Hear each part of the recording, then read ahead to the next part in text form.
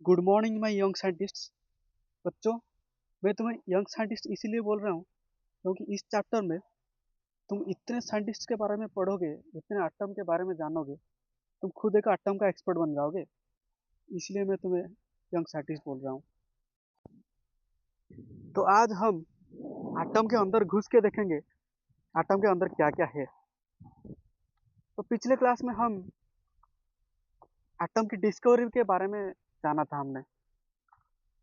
Atom के बारे में कौन सा scientist, Indian scientist, Greece scientist, कौन सा साइंटिस्ट क्या क्या बोले थे, वहां तक हमने पढ़ लिया था। और इलेक्ट्रॉन के बारे में भी पढ़ा था। हमारे हीरो थे जे जे थॉमसन। उन्होंने एक एक्सपेरिमेंट किया था और उन्होंने पता किया था कि एटम के अंदर कुछ नेगेटिव चार्ज पार्टिकल है, उनको हम इलेक्ट्रॉन बोलते हैं। तो इलेक्ट्रॉन किसने डिस्कवर किया था? जे जे थॉमसन ने, जोसेफ जॉन थॉमसन। और इलेक्ट्रॉन नेगेटिव चार्ज पार्टिकल होता है और न्यूक्लियस के बाहर प्रेजेंट होता है। बच्चों, न्यूक्लियस क्या है? जैसे सेल के अंदर, सेल के सेंटर में एक न्यूक्लियस होता है, वैसे ही एटम के अंदर भी एटम के सेंटर में एक न्यूक्लियस होता है। तो थॉमसन लैब में एक्सपेरिमेंट कर रहे थे और अचानक से उनको मिल गया क्या? Negatively charge particle, electron. और वो बोले, अरे नेगेटिव चार्ज चार्ज पार्टिकल मिल गया, इलेक्ट्रॉन मिल गया। फिर उसके बाद और एक साइंटिस्ट आए। उसके बाद साइंटिस्ट है यूजन गोल्डस्टाइन, ई गोल्डस्टाइन। तो वो बोले, अगर नेगेटिव चार्ज पार्टिकल है तो पॉजिटिव भी होगा, नहीं तो बैलेंस बिगड़ जाएगा ना। क्योंकि फिजिक्स भी बोलता है भाई, लाइफ में बैलेंस जरूरी है, जिंदगी में बैलेंस जरूरी है। तो अगर इलेक्ट्रॉन है, नेगेटिव चार्ज पार्टिकल है, तो प्रोटॉन भी है, पॉजिटिव चार्ज पार्टिकल भी है। तो प्रोटॉन एक पॉजिटिव चार्ज पार्टिकल है। और प्रोटॉन को डिस्कवर किया था ई गोल्डस्टाइन, यूजन गोल्डस्टाइन। फिर और एक साइंटिस्ट है जेम्स चादविक। उन्होंने भी एक एक पार्टिकल डिस्कवर किया था। वो था न्यूट्रॉन। न्यूट्रॉन का कोई चार्ज नहीं और न्यूक्लियस के अंदर होता था। न्यूटन को हम ऐसे बोल सकते हैं, क्लास का वो स्टूडेंट जो ना किसी साइड होता है, ना फाइट करता है, पूरा न्यूट्रल बैठे रहता है, उसी को ही न्यूटन बोलते हैं। कोई चार्ज नहीं होता न्यूटन का। तो ये था तीन सब एटॉमिक पार्टिकल्स जो एटम के अंदर होता है। तो बच्चों, अब हम पढ़ते हैं different models of atom. The first model of atom was Thomson's model of atom, J J Thomson's model of atom. J J Thomson ने एक मॉडल दिया था एटम का। उन्होंने बोला, एटम एक पॉजिटिवली चार्ज स्फीयर है जिसके अंदर negatively charge particle electron embedded होकर रहते हैं। देखो तुम्हारे बुक में एक डायग्राम है, देखो ये वाला डायग्राम जो दिख रहा है तुमको स्क्रीन पे, तुम्हारे बुक में भी है। यही है थॉमसन्स मॉडल ऑफ एटम। ये पॉजिटिव चार्ज स्फीयर है, उसके अंदर नेगेटिवली चार्ज इलेक्ट्रॉन्स एम्बेडेड होकर रहते हैं। और थॉमसन ने क्या किया, उनको उनका मॉडल ऑफ एटम को वाटरमेलन के साथ कंपेयर किया। देखो तुम्हारे बुक में एक डायग्राम है, एक वाटरमेलन का डायग्राम है, देखो।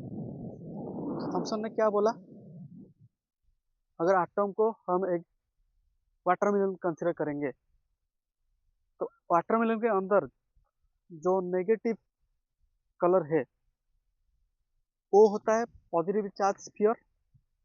और जो वाटरमेलन का सीड है, ब्लैक ब्लैक सीड होता है, उसको इलेक्ट्रॉन के साथ कंपेयर कर दिया। इसीलिए थॉमसन का जो मॉडल, उसको हम बोलते हैं थॉमसन्स वाटरमेलन मॉडल भी बोलते हैं।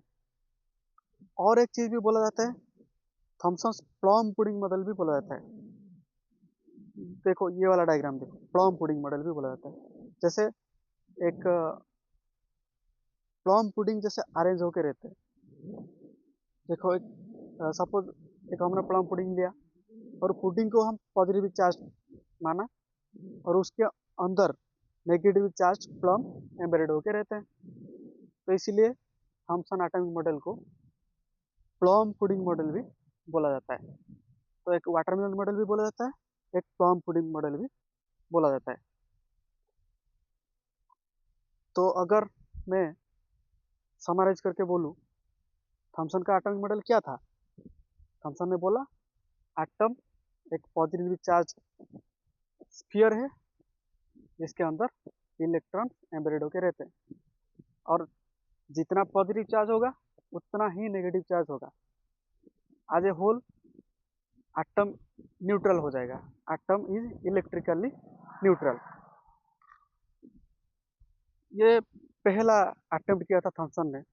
थॉमसन वो साइंटिस्ट थे जो पहले फर्स्ट जेन्युइन अटेम्प्ट किए थे to describe how the atoms positive and negative charges stay balanced, कैसे बैलेंस होके रहते हैं, फर्स्ट थॉमसन ने ही डिस्क्राइब किए थे।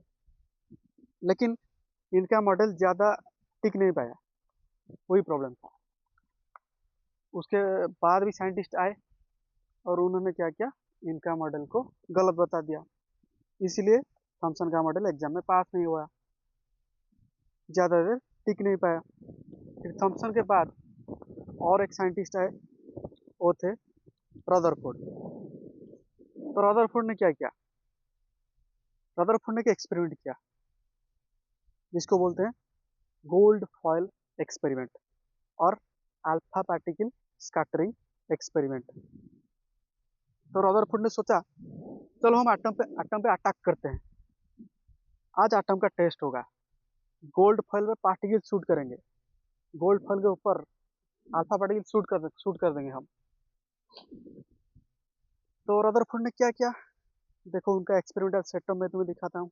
ये देखो, ये है रदरफोर्ड का एक्सपेरिमेंटल सेटअप। एक रेडियो एक्टिव सोर्स है जहाँ से बीम ऑफ अल्फा पार्टिकल। तुम्हारे मन में एक सवाल आता होगा, अल्फा पार्टिकल क्या है? अल्फा पार्टिकल है डबली चार्ज हीलियम एटम He2+, उसको हम अल्फा पार्टिकल बोलते हैं। तो रेडियो एक्टिव सोर्स से अल्फा पार्टिकल लिया रदरफोर्ड ने और स्कैटर किया, शूट किया, फेंका। किसके ऊपर? गोल्ड फॉयल के ऊपर फेंका। मिडिल में गोल्ड फॉयल है और उसके पीछे, गोल्ड फॉयल के पीछे एक डिटेक्टर लगा दिया। डिटेक्टर क्यों लगाया? क्योंकि अल्फा पार्टिकल पास किया कि नहीं गोल्ड फॉयल के अंदर, और कैसे पता चलेगा? डिटेक्टर के ऊपर पता चलेगा। जब डिटेक्टर में जाके लगेगा तभी तो पता चलेगा। तो ये था उनका एक्सपेरिमेंटल सेटअप। तो जब रदरफोर्ड ने अल्फा पार्टिकल स्कैटर किया तब उन्होंने क्या ऑब्जर्व किया? देखो ये वाला जो डायग्राम दिया है तुम्हारे बुक में, क्या क्या ऑब्जर्व किया देखो। देखो कुछ कुछ अल्फा पार्टिकल मोस्टली सीधा निकल गए, गोल्ड फॉयल के अंदर पास करके सीधा स्ट्रेट निकल गए, और कुछ कुछ अल्फा पार्टिकल वापस आ गए, जैसे गए थे वैसे ही वापस आ गए, और कुछ कुछ अल्फा पार्टिकल एक छोटे छोटे एंगल बना के चले गए। ये तीन तरह का ऑब्जर्वेशन किया था रदरफोर्ड ने। जैसे क्लास में कुछ स्टूडेंट होते हैं ना, सीधा बोर्ड में देखते हैं, और कुछ कुछ स्टूडेंट होते हैं जो टीचर को स्टेयर करते हैं, और कुछ कुछ स्टूडेंट होते हैं इधर उधर देखते रहते हैं। बिल्कुल वैसे ही अल्फा पार्टिकल बिहेव कर रहे थे रदरफोर्ड के एक्सपेरिमेंट में। तो ये तीन ऑब्जर्वेशन से रदरफोर्ड ने कुछ कंक्लूजन निकाला। क्या कंक्लूजन निकाला? रदरफोर्ड ने ये कंक्लूजन निकाला कि एटम के अंदर बहुत सारी जगह खाली है, खाली घर जैसा एटम है। एटम इज मोस्टली एम्प्टी, और उसके अंदर उसके सेंटर में न्यूक्लियस है। कैसे पता चला न्यूक्लियस है? क्योंकि बहुत कम अल्फा पार्टिकल ऐसे थे जो सीधे वापस आ गए, जैसे गए थे स्ट्रेट 180 डिग्री में वापस आ गए। इसका मतलब क्यों वापस आ गए? मतलब कुछ एक ऐसा सॉलिड जगह है जहाँ टक्कर होके वापस आ गए, वही सेंटर में वो जो जगह है उसको न्यूक्लियस, वो उसी मास को न्यूक्लियस बोलते हैं।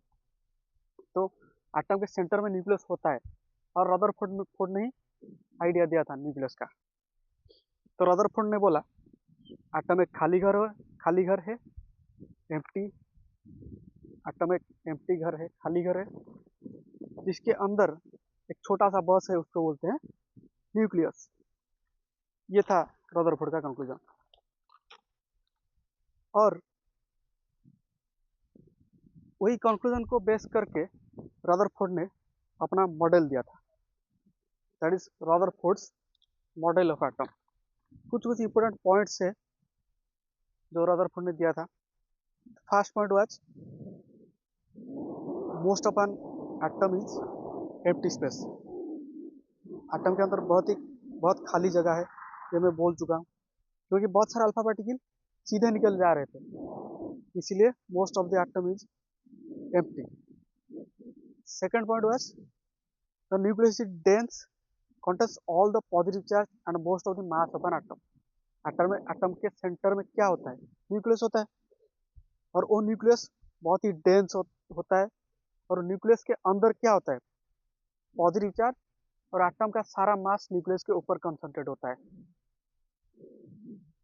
और जो इलेक्ट्रॉन होते हैं, electrons revolve around the nucleus somewhat like planets orbiting around the sun. जैसे सोलर सिस्टम, हम रदरफोर्ड का जो मॉडल को सोलर सिस्टम के साथ कंपेयर कर सकते हैं। जैसे सोलर सिस्टम में क्या होता है? सन के अराउंड प्लैनेट्स घूमते रहते हैं, बिल्कुल उसी तरह ही इलेक्ट्रॉन्स न्यूक्लियस के अराउंड घूमते रहते हैं, रदरफोर्ड ने बोला। इसीलिए इसीलिए रदरफोर्ड का मॉडल को प्लानिटरी मॉडल ऑफ एटम कहते हैं। ये वाला जो डायग्राम देख रहे हो ना, वैसे ही ये मिडिल में जो ब्लैक कलर दिख रहा है वो न्यूक्लियस है, और न्यूक्लियस के चारों तरफ जो ब्लू कलर का देख रहे हो वो इलेक्ट्रॉन है जो घूम रहा है एलिप्टिकल पाथ में। और Rutherford found that the nucleus is extremely small, about 10 to the power 5, that means 1 lakh times smaller than atom. Nucleus बहुत छोटा होता है, एटम से 1 लाख टाइम्स छोटा होता है न्यूक्लियस। और न्यूक्लियस का भी डायमीटर भी निकाल दिया रदरफोर्ड ने, 10 to the power -10 metre. Sorry, अगर एटम का डायमीटर होगा 10 to the power -10 मीटर, तो न्यूक्लियस का डायमीटर क्या होगा? 10 to the power -15 मीटर। मतलब बहुत छोटा है न्यूक्लियस। लेकिन आप एक इमेजिन कर सकते हो, एक बड़ा सा क्रिकेट ग्राउंड में एक छोटा सा टाइनी ब्लैक पेपर ग्रेन होता है न्यूक्लियस। ऐसे भी कंपेयर करके बता सकते हैं। तो ये था रदरफोर्ड्स मॉडल ऑफ एटम। और रदरफोर्ड का मॉडल थॉमसन का मॉडल से थोड़ा सा बेटर था, क्योंकि इन्होंने एक्सपेरिमेंट किया था, एक्सपेरिमेंट करके कुछ कंक्लूजन निकाला। लेकिन रदरफोर्ड का मॉडल का भी कुछ लिमिटेशन था, इनका मॉडल भी एक्सेप्ट नहीं हो पाया। क्यों एक्सेप्ट नहीं हो पाया? इनका लिमिटेशन क्या था? क्योंकि इन्होंने it could not explain the stability of the atom. इन्होंने एटम का स्टेबिलिटी को एक्सप्लेन नहीं कर पाया। रदरफोर्ड ने क्या बोला इलेक्ट्रॉन रिवॉल्व करेगा, किसके अराउंड रिवॉल्व करेगा? न्यूक्लियस के अराउंड रिवॉल्व करेगा। जब इलेक्ट्रॉन रिवॉल्व करेगा उसका एनर्जी लॉस होगा। ये जो डायग्राम देख रहे हो ना, स्पाइरल पाथ में रिवॉल्व कर रहा है चार्ज पार्टिकल इलेक्ट्रॉन, जब रिवॉल्व कर रहा है उसका एनर्जी लॉस हो रहा है। तो ऐसे अगर एनर्जी लॉस होता जाएगा तो एक टाइम ऐसा आएगा जब इलेक्ट्रॉन का नेगेटिव चार्ज पार्टिकल का सारा एनर्जी लॉस हो जाएगा, और वो आके कहाँ पर गिर जाएगा? न्यूक्लियस के ऊपर गिर जाएगा। और न्यूक्लियस के ऊपर गिर गया तो एटम अनस्टेबल हो जाएगा, एटम डिस्ट्रॉय हो जाएगा। इसीलिए रदरफोर्ड का मॉडल एक्सेप्ट नहीं हो पाया, क्योंकि अगर ये कोलैप्स हो जाएगा, इलेक्ट्रॉन कोलैप्स हो जाएगा न्यूक्लियस के ऊपर, तो एटम ही स्टेबल नहीं होगा, डिस्ट्रॉय हो जाएगा। इसीलिए रदरफोर्ड का मॉडल एक्सेप्ट नहीं हो पाया था। फिर रदरफोर्ड का मॉडल को ठीक करने के लिए और एक साइंटिस्ट आए, जिनका नाम है बोर।